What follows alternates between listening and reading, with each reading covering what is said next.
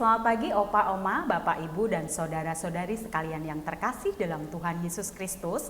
Salam sehat dan sukacita selalu. Berjumpa kembali dengan saya Neneng di acara Oke Hari Ini, Orang Kudus Hari Ini, edisi 21 Desember 2022. Baik, pemirsa sekalian yang dikasihi Tuhan, kali ini telah hadir bersama dengan saya di acara Oke Hari Ini, Orang Kudus Hari Ini, seorang narasumber yang juga salah satu anggota Societas Santa Clara. Beliau adalah Oma Endang. Oma Endang, selamat pagi. Selamat pagi juga. Apa kabarnya hari ini? Baik-baik aja. Ya, kita serasi ya Oma. Ya. Ini bajunya sama merah marun betul, ya.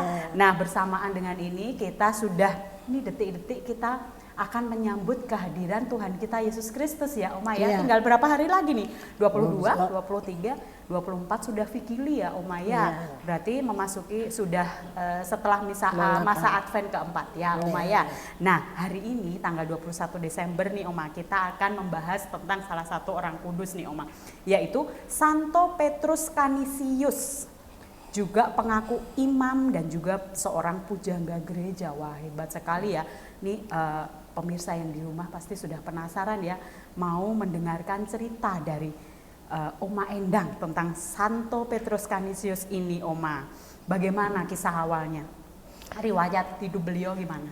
Santo Petrus Canisius ini lahir di Nijmegen di negara Belanda ya, pada tanggal 8 Mei 1521. Nijmegen ini merupakan suatu keuskupan agung di Kolen yang pada saat itu masih di bawah Jerman. Oh, di bawah pengawasan Jerman ya. Terus putra dari siapa itu? Ia adalah seorang putra sulung dari Yakobus Canis. Dia adalah seorang wali kota sebetulnya, merangkap sebagai pengasuh daripada putra bangsawan pada saat itu. Petrus Canisius ini adalah seorang anak yang sangat cerdas sekali. Betul Oma. Jadi dia kuliah, menyelesaikan pendidikannya ada di bidang hukum, serta passionnya di sana, dan S2-nya dia di Kolen di dalam bidang hukum perdata. Dan juga hukum kanon ya, Oma ya. Dua hukum ya, hukum kanon dan hukum perdata yang dia pelajari ya, Oma ya. Ya, dalam waktu dia kuliah S2-nya itu dia bertemu dengan Santo Petrus dan Faber ya, dari Faber ya. Nah, selain beliau itu sebagai seorang yang sangat terkenal pada saat itu, beliau ini adalah pembimbing imamnya. Dan Neneng juga sempat dengar ini seorang pengkhotbah yang ulung ya. Santo Petrus Faber ini ya, seorang santo juga ya, Oma ya. Terus kemudian selain itu sebagai seorang pengkhotbah yang sangat ulung, beliau itu pada saat itu terjadi suatu pergolakan ya, pertentangan antara Protestan dan Katolik waktu itu. Oleh karena itu dengan diinspirasi oleh Petrus Faber ini terjadilah pergolakan yang akhirnya dimenangkan oleh pihak Katolik. Jadi karena mendengarkan khotbah dari yang Santo Petrus itu ya, Faber itu ya, dia berarti mampu membendung gerakan Protestan tadi ya, dan membangkitkan kembali semangat umat Katolik ya, Oma ya. Oleh karena itu dengan pikirannya dia berubah sekarang. Sebagai inspirator dari Petrus Canisius, dia mengundurkan diri dari bidang hukumnya. Lalu ia menjadi seorang Santo imam. Petrus Canisius ini. Iya, jadi dia keluar dan menjadi seorang imam pada tahun 1546. Dan Neneng juga dengar-dengar sempat sekilas membaca ya ini bergabung di Syarikat Yesus ya? Kalau Iya. nggak salah ya, Maya. Bagaimana Ya, ceritanya tuh? sebabnya ini Petrus dari Faber itu adalah seorang Yesuit gitu, Oh, jadi ya. saking Jadi, mengidolakannya, jadi mengidolakannya sampai akhirnya dia menjadi Iya. apa namanya, bayangan atau kembarannya Iya, dari iya. Faber ya, Canisius dari Faber. Dari kecerdasannya dan sebagainya itu ternyata Petrus Canisius itu banyak dia menulis buku, bukunya itu sampai ratusan yang ditulisnya. Dan dia juga mengajar bagaimana selain membuat karangan buku juga mengajar bagaimana mencetaknya. Iya. Bahkan ada 2 buku yang sangat terkenal itu Katekismus itu dicetak sampai 200 kali. Wah, saking ini ya, saking tulisannya, saking hebatnya dia. ya. Selain dia pemikirannya bagus sekali, imamnya kuat sekali, tulisan-tulisannya sangat banyak dibaca oleh halayak ramai itu. Nah, di dalam hidup membiara tadi kan masuk di Serikat Yesuit, Yesus ya, ya. Yesuit itu ya, Oma, yang boleh dikatakan Yesuit. Itu berarti di dalam biara itu dia diceritakan rajin berdoa kayak gitu Iya. ya, Oma ya. Terus sampai apa namanya? Rajin bekerja Karena juga. kuat pengaruhnya Iya. dari Santo Petrus Faber ini dan apa Dan namanya lagi satu Ignatius tuh? juga Ignatius dari Loyola, Loyola benar-benar juga ya. Terima mempengaruhi kasih Oma kehidupannya diingatkan. ya. Oh, Iya. ya itu dah dari Petrus Faber dan Ignatius Itu, Loyola iya. kan. Iya. Terus setelah didengarkan itu, oh ini pintar sekali ya berkhotbah gitu kan. Iya. Terus akhirnya didengarlah Santo Ignatius Loyola tadi kan ya. Iya. Terus sampai kayaknya dikirim ya kalau Iya. sekolah kembali Iya, kayaknya ya, dikirim kayak utusan gitu ya, iya. diutus ke Iya. Jerman Ke kalau nggak salah Jerman, ya, ya. ke Jerman Iya. ya, Oma ya.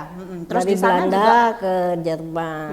Jadi di sana juga kayaknya melakukan karya pelayanan gitu lah ya, di sana pelayanannya ya. ternyata apa yang dikerjakan ada di Belanda itu dikerjakan juga ada di Jerman. Jadi Dan Neneng juga dia mendirikan universitas iya, segala macam. di Jerman itu kalau nggak salah mendirikan biara kalau nggak salah, Iya. Oma, mendirikan biara Syarikat Yesus yang Nah, pertama loh, Oma, di Jerman iya, itu iya. ternyata yang mendirikan adalah Santo Petrus Canisius ini, kan. Terus habis itu setelah dia terkenal di Jerman itu, kemudian kalau nggak salah dikirim ke Roma kalau nggak salah ya, Oma dari ya. Roma terus juga dikirim ke Austria. Jadi dia ikut mana. Pokoknya dia terpilih keliling-keliling sebagai peserta apa itu ya, kalangan ahli teologi itu loh, Dia Oma ya. mewakili ahli teologi. Sampai mengajar juga Iya, kan di sana mengajar. di Kolose Yesuit pertama di Messina dan merintis pembaruan universitas seperti yang Oma Iya, katakan iya, tadi. iya. Nah setelah itu baru ke Wina Austria ya, Iya. Oma ya, kalau nggak salah ya. Jadi dari Jerman ke Roma, kemudian Dari Roma, terkenal karena kecerdasannya, akhirnya ke di Austria. Austria itu ya. Terus di sana juga kayaknya tetap berkarya ya, Oma Iya. ya. Terus memperjuangkan apa? Ya, Iman ya. iman. Nah, Iman itu- Katoliknya itu ya. yang dia tekankan, sebabnya lumayan. saat itu terjadi pergolakan gangguan dari Protestan waktu Udah. itu Terus ya. beliau mengajarkan bahwa tidak dengan kekerasan, Iya. tapi dengan Dengan kelembutan. berdoa dan Iya. bekerja keras, bukan dengan menghina atau Iya. mengejek agama lain ya, Oma ya. Terus ada banyak buku-buku yang beliau Itu tulis ya, ya, seperti yang bagaimana. Oma katakan tadi, bahkan sampai dicetak berapa? 200 lebih kali. Iya, itu udah saking menariknya Menarik. buku ya. Iya. Terus sempat mengkat apa namanya ya, membendung buku-buku yang ajaran-ajaran yang nggak betul itu, yang nggak Iya. benar itu dibendung Iya. oleh Santo Iya, Petrus itu. Canisius agar tidak diterbitkan kembali, dan yang diterbitkan adalah buku-bukunya beliau yang mengajarkan tentang ajaran Kristus tadi ya, Oma ya. Terus kalau boleh tahu Neneng, kisah akhir hidupnya Santo Petrus Canisius iya, bagaimana? dia berusia 7 sampai 78 tahun ya, ya. bonusnya Jadi ya, dia sampai meninggal 78. tanggal 21 Desember tahun 1537 ya. Diberi beatunya pada tahun 1864 oleh Paus Pius ke-9 dan dikanonisasi pada tahun 1925 oleh Paus Pius ke-11 dan dinobatkan sebagai doktor ya. Hebat. Luar biasa ya Oma ya. Wah, Dan pujangga ya, jadinya pujangga dan karena doktor karya-karyanya yang ya, luar biasa. serta.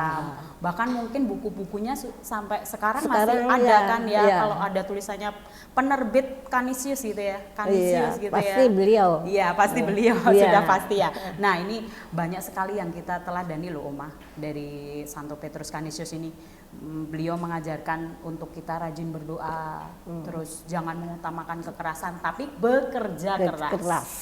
Dan tidak menghina agama lain ya. Berarti tenggang rasa ya, sikap tenggang rasa, toleransi terhadap agama lain ya. Luar biasa ya Oma ya, kisah dari Santo Petrus Canisius hari ini. Terima kasih juga atas kebersamaan Oma Endang hari ini di acara Oke hari ini, Orang Kudus hari ini. Sebelum kita tutup acara ini, kita berdoa bersama. Dalam nama Bapa dan Putra dan Roh Kudus. Amin. Santo Petrus Canisius, doakanlah kami. Kemuliaan kepada Bapa, Putra dan Roh Kudus seperti pada permulaan, sekarang, selalu dan sepanjang segala abad. Amin. Dalam nama Bapa dan Putra dan Roh Kudus. Amin. Baik, pemirsa sekalian yang dikasihi Tuhan, sampai jumpa di acara Oke hari ini, Orang Kudus hari ini selanjutnya. Oke hari